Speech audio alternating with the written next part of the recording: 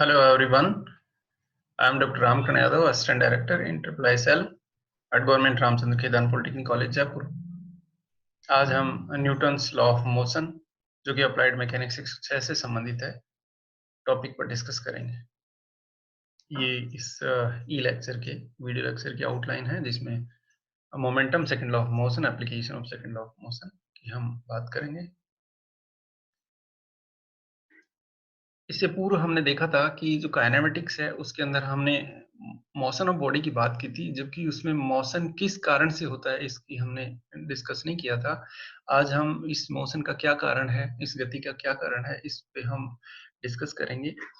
तो Newton's law of motion, जो basically Newton गति के जो नियम हैं वो एक फिजिकल लॉज हैं।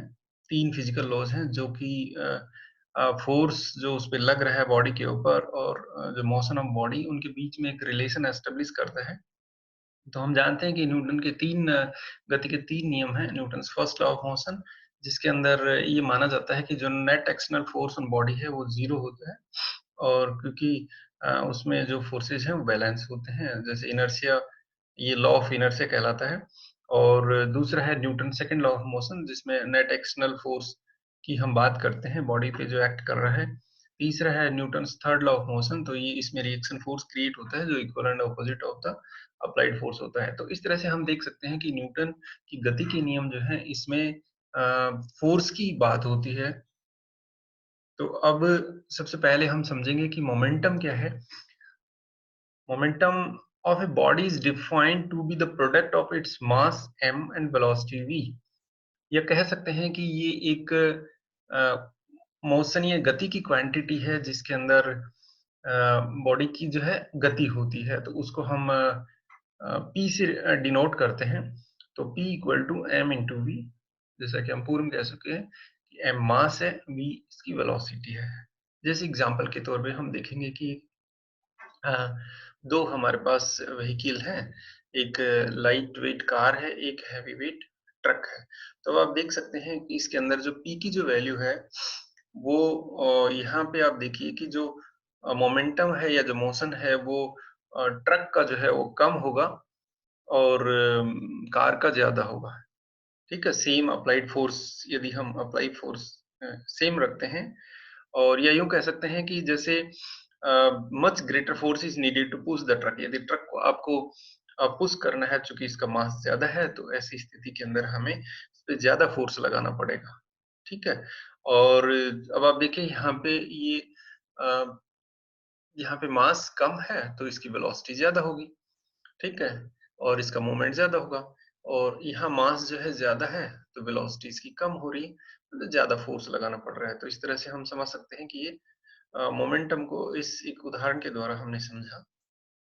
अब न्यूटन की गति का जो द्वितीय नियम है वो क्या बताता है, Newton second law of motion, तो इसको परिभाषित करेंगे हम। The rate of change of momentum of a body is directly proportional to the applied force and takes place in the direction in which the force acts. इसका मतलब हो गया कि जो चेंज ऑफ मोमेंटम है या संवेग में जो परिवर्तन है वो जो अप्लाइड फोर्स, जो हम फोर्स अप्लाई कर रहे हैं उसके समानुपाती होता है, और ये हमेशा उस दिशा के अंदर ही लगता है, मूवमेंट होता है जिस दिशा में हम फोर्स लगा रहे हैं। तो आप देखिए यहाँ फोर्स की डायरेक्शन इसमें एफ है, तो ये इस डायरेक्शन में मूव करेगा। इसी तरह से हम फोर्स हम इस डायरेक्शन में लगा रहे हैं तो ये मूवमेंट इस तरह से करेगा।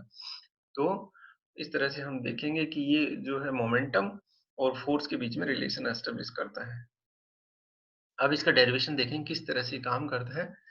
तो यहाँ पे देखिए कि इसमें Newton second law of motion में हम पहले इनिशियल मोमेंटम सपोज p1 है, p1 equal to m into u. तो m is the mass of body, u is the initial velocity of the body. Final जो मोमेंटम है वो p2 है, उसको हम equal to m into v से represent करते हैं। तो v is the final velocity of the body. तो change of momentum of body जो होगी वो p2 माइनस p1, यानी final momentum minus initial momentum. तो इसका हमने डिफरेंस निकाला mv minus mu equal to mv minus u। तो फिर हम देखेंगे rate of change of momentum क्या होता है, वो होता है m v minus u upon t, यानी कि वेलोसिटी में जो है चेंज और उसको डिवाइड टाइम से करेंगे तो rate of change of velocity, और उसको m से मल्टीप्लाई, तो ये rate of change of momentum, समय परिवर्तन की दर इसको हम कहेंगे या ये कह सकते हैं कि इसको उल्टा हम जैसे हम समझें कि force is directly proportional to the rate of change of momentum. तो अप्लाइड फोर्स जो है that is proportional to the m v minus u upon t. तो इसका मायने क्या हो गया कि जो अप्लाइड फोर्स है वो एम पे और चेंज ऑफ वेलोसिटी के ऊपर डिपेंड कर रहा है। तो अब यहाँ पे देखिए f equal to proportionality sign sign को हम हटाएंगे तो इससे के आ जाएगा m v minus u upon t, की यहाँ पे कांस्टेंट है। और फिर इसके बाद हमने देखा कि ये जो change of velocity, rate of change of velocity, इसको हम एक्सेलरेशन से भी रिप्रेजेंट करेंगे। तो इसको ए बताएंगे हम, ठीक है। तो ए से रिप्रेजेंट करते हैं, तो इफ के इज 1 तो एफ जो है आ जाएगा एम इंटू ए। तो इस तरह से हम देखेंगे कि यूनिट ऑफ जो फोर्स है वो न्यूटन के अंदर यानी एन से रिप्रेजेंट करते हैं, करेक्ट। यानी कि एम यदि 1 है और ए जो है 1 मीटर पर सेकेंड स्क्वायर है तो उसके उसमें 1 न्यूटन जो है फोर्स डेवलप होगा या फोर्स अप्लाई करना पड़ेगा। तो यहाँ जो खास बात ये है कि जो एन जो है वो नेट एक्सटर्नल फोर्स है जो पार्टिकल के ऊपर लगाया जाता है, जिसे हम मेजर कर सकते हैं। तो अब आप यहाँ पे देखिए एप्लीकेशन, जो एम की वैल्यू जैसे जैसे बढ़ती जाती है, तो जैसे 400 केजी ये जो है व्यक्ति इस पे लगा रहा है और एक 40 केजी जो है उस पार्ट को मूव करवा रहा है, पार्टिकल को। तो ऐसे में देखिए कि ये जो इसको एक्स्ट्रा फोर्स लगाना पड़ रहा है 400 केजी वाला, तो इसका मतलब ये होगा कि जो अप्लाइड फोर्स होता है वो एम पे डिपेंड करता है और rate of change of velocity या एक्सीलरेशन, दो पैरामीटर पे डिपेंड करता है। जैसे हमने मास की बात की, ऐसे ही हम देखेंगे कि इसका इम्पैक्ट एक्सीलरेशन पे किस तरह से आता है। तो एक्सीलरेशन या त्वरण is produced when an unbalanced force acts on the object of mass m। ठीक है, तो m मास के पार्ट पे एक अनबैलेंस्ड फोर्स लगता है, तो ऐसी स्थिति में उसमें एक्सीलरेशन डेवलप होता है। तो या यूं कह सकते हैं acceleration is proportional to the force and inversely proportional to the mass, correct. तो यहाँ पे a is proportional to the force and inversely proportional to the mass. तो न्यूटन का जो सेकंड लॉ ऑफ ये है, इसे हम लॉ ऑफ एक्सीलरेशन या त्वरण का नियम भी कहते हैं, और इसे हम दूसरे शब्दों में रिप्रेजेंट कर सकते हैं m d m v upon d t. यानी कि एम, इसका डेरिवेशन करेंगे m into d v upon d t. जैसे आप एग्जाम्पल के तौर पे समझ सकते हैं कि जो सपोज करो कि ये टेनिस प्लेयर है और ये इस रैकेट से इसके ऊपर हिट कर रहा है, करेक्ट, इस बॉल के ऊपर। तो रैकेट के द्वारा जो फोर्स अप्लाई किया जाएगा उसके कारण जो स्विंग जो होती है वो डेवलप होती है, उसके कारण से बॉल में जो है एक्सीलरेशन डेवलप होगा, करेक्ट। तो इस तरह से हम देख सकते हैं कि यहाँ पे आपने जितना ज्यादा इसके ऊपर आपने कहने का मतलब फोर्स लगाया तो उसके द्वारा जो है उसका मूवमेंट ज्यादा होगा। अब आप देखिए या एक्सीलरेशन ज्यादा होगा। तो हेवियर जो बॉल होती हैं वो हमेशा लेस एक्सीलरेशन क्रिएट करती हैं as compare to small ball. तो यहाँ पे देखिए कि a is inversely proportional to F upon a, F upon m. तो एम ज्यादा होगा तो एक्सीलरेशन हमें कम मिलेगा, एम कम होगा तो एक्सीलरेशन जो है ज्यादा मिलेगा। तो इस तरह से हम देख सकते हैं कि इसका इम्पैक्ट एक्सीलरेशन पे किस तरह से पड़ता है। अब इसकी एप्लीकेशन देखेंगे, सेकंड लॉ ऑफ मोशन की एप्लीकेशन। जैसे एक क्रिकेटर जो है बॉल को कैच करता है क्रिकेट के ग्राउंड पे, तो क्रिकेटर क्या करता है, आप देखिए कि ये बॉल को जो है पकड़ने के लिए अपने हाथ को पीछे ले जा रहा है, ठीक है। तो ऐसा करने से क्या होगा कि उसका जो time of contact with ball है वो इंक्रीज हो जाएगा, और ऐसी स्थिति के अंदर उसके ऊपर जो जर्क है हाथ के ऊपर वो कम लगेगा, ठीक है। तो उसके due to motion of ball. तो या इस तरह से समझ सकते हैं f equal to d p upon d t, change of momentum जो है वो फोर्स के बराबर होगा। तो फोर्स जो है इसके अंदर आप देखिए कि इनवर्सली प्रोपोर्शनल टू 1/t है। तो इसमें जितना ज्यादा आपको टाइम मिलेगा उतना ही जो है आपको वो जो फोर्स है वो कम अप्लाई होगा, ठीक है। तो यानी कि उसमें जर्क कम लगेगा। तो यूं कह सकते हैं कि इसके द्वारा जितना ज्यादा टाइम मिलेगा वो ज्यादा डिस्टेंस ट्रेवल करेगी, ऐसे के अंदर जो है उसको ज्यादा टाइम मिल जाएगा, ठीक है। तो फोर्स उसमें कम हाथों पे लगेगा।